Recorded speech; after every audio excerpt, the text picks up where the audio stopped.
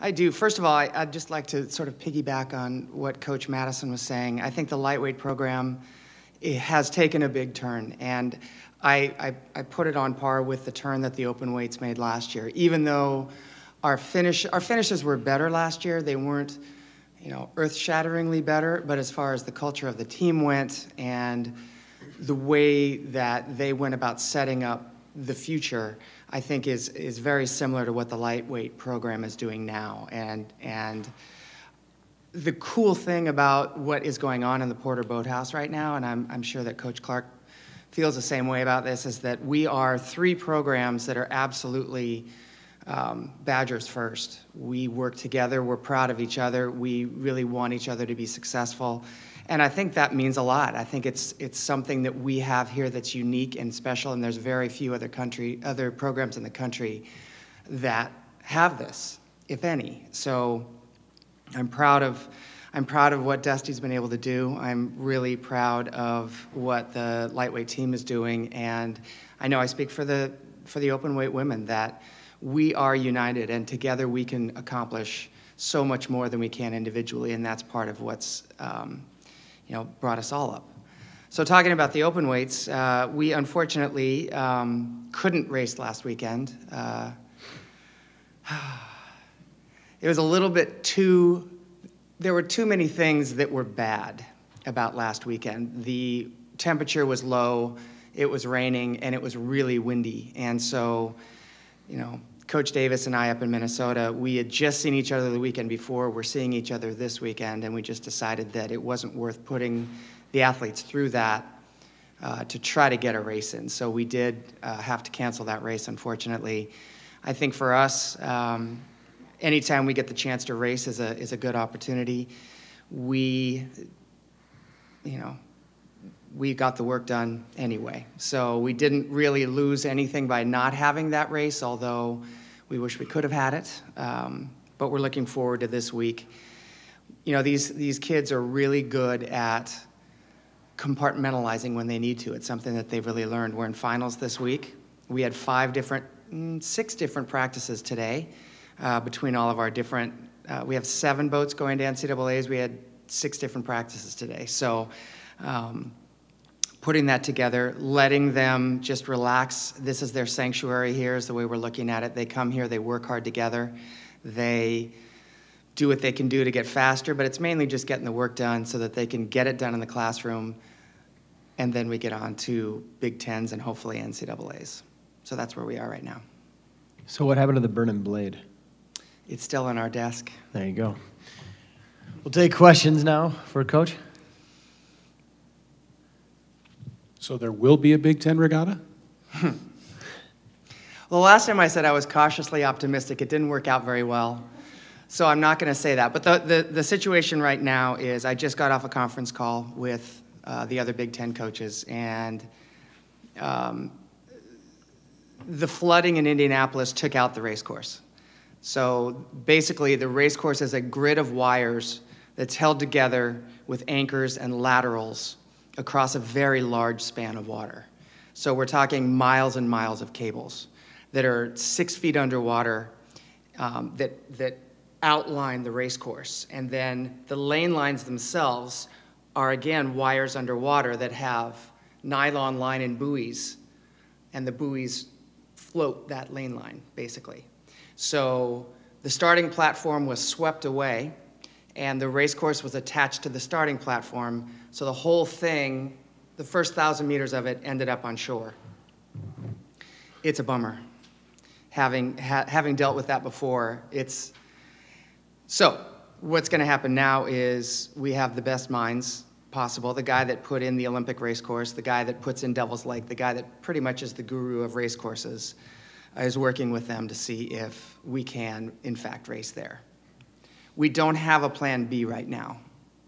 We will decide tonight if we need a plan B. We've talked about options, and again, we are very fortunate in that the coaching group for the Big Ten Conference, we've all worked together for a very long time. A lot of us were a part of the founding group of coaches when the Big Ten Rowing Conference was formed, and so we get along really well. We want it to be a fair course.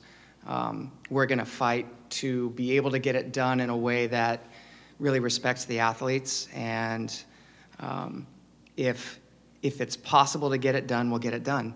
Is it possible there won't be a championship? Yes. Is it likely? No, I think it's very likely we'll figure out a way to get it done. Andy? Best case scenario, you compete. Yeah. In that possibility that you do not, how does that impact your ability as a team to get to the next level, to get to the NCAA regatta? Well, that's a good question. You know, there is one automatic qualifier from every conference, and then the rest of the teams are made up from at-large selection from a selection committee. And about half of it's a little less than half are automatic qualifiers. So there's a large pool of at-large selections. I think we've been strong enough all year that we've made our case that we are a strong contender and we have a good shot at being selected based on the performances that we've had already. So that being said, we want to race. We want to, number one, earn it, and number two, have that racing experience under our belt going into the NCAA championships.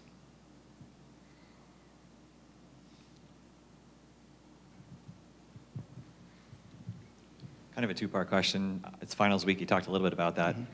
How do you guys manage that? It's probably like that every year, I think. Yeah. And also, I've seen pictures from Big Tens. None of the seniors ever made graduation. Right. I'm assuming you guys must do something with the pictures I've seen on the road to help celebrate for those seniors. Well, two things. First of all, we are always in finals.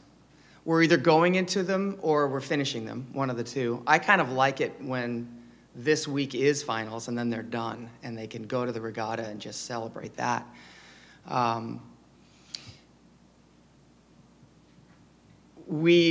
Ideally, we don't have to taper for this regatta. We can work through the regatta and taper for NCAAs because you really can't taper twice.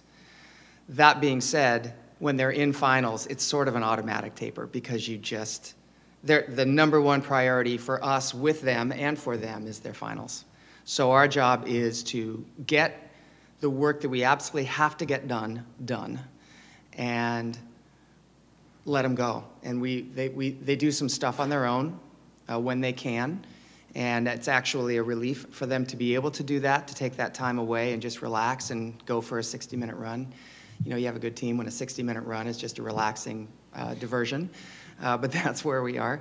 As far as graduation goes, they come up with it pretty much, and the department is really great in that there's a celebration in December also that they allow our kids to go through and get the stoles and the whole 9 yards with Bucky and everything.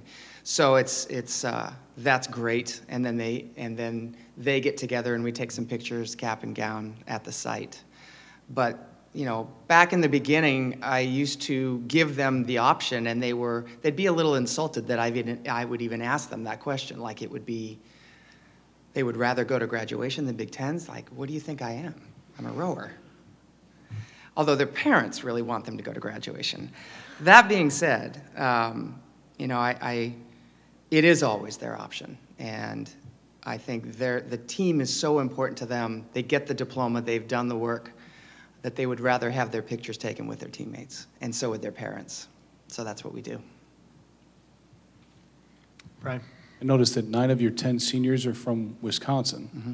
That says a lot about the young ladies from this state. And, you know, Danny was talking about pride, and all the coaches up here, how prideful they are. That's pretty cool, isn't it?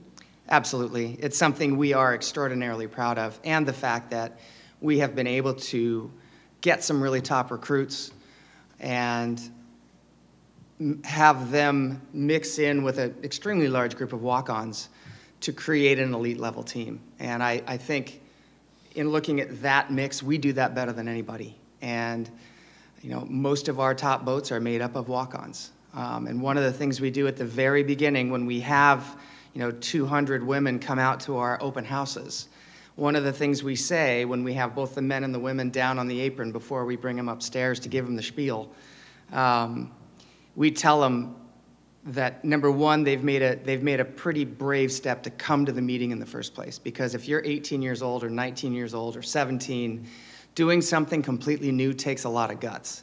And a lot of these guys were top in their sport at their high school, or they were really good in multiple sports, and now they're willing to take on something brand new that they're probably going to not be very good at to begin with. And that takes a lot of guts. So we give them props for that, but we also say, this is your chance to change your life. This is your chance to, instead of be rooting for the Badgers and to be a Badger, to really be a Badger, to put that W on your chest and represent your school and have people come and root for you. And it won't be easy, and there'll be many times when you can't believe you've decided to do something this difficult, but in the end it'll be worth it and you'll meet your best friends.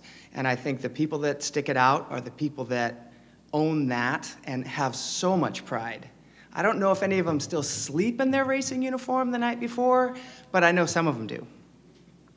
That's how much pride they have. And I think, I know for me, I'm not a Badger, but I am a Badger. I didn't go to school here, but I have never felt about a program and about a team and about a department the way I feel about this one, because it is special, it is unique, and what we've been able to do here and what we continue to accomplish is remarkable. Go Badgers.